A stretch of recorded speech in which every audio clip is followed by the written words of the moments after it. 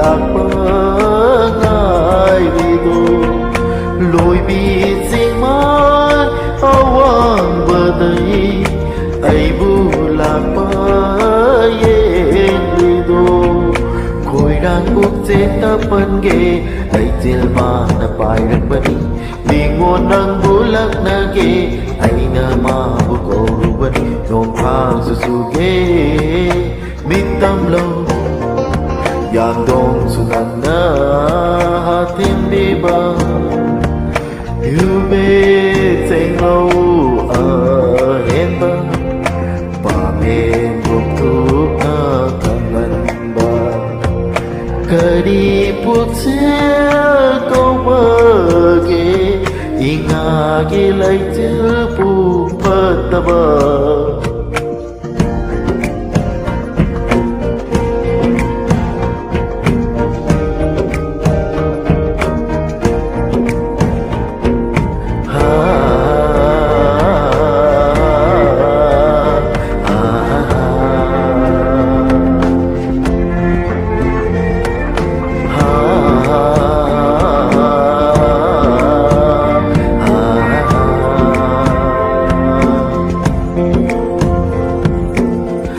thông man bị buông khôi đi trình diện hù ní hà rong này đô ní ngồi buộc mình lại ôm nở đi mà bu đôi ba cơn dây đô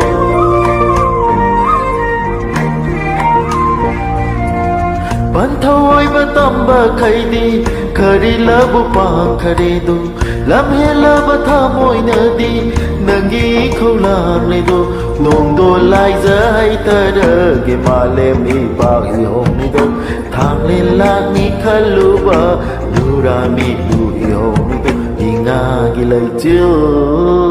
phúc phật ta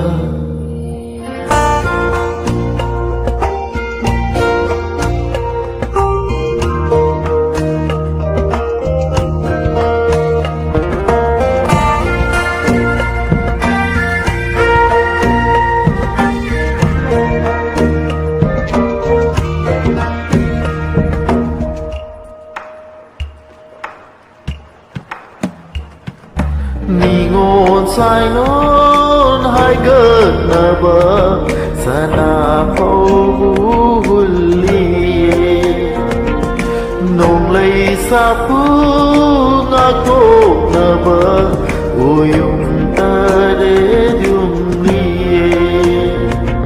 sa nâu nang galai bakti nong mapu ma na tam lavani nung si nang bui ran yai de pu ke hai na lep lavani hong lôi khoang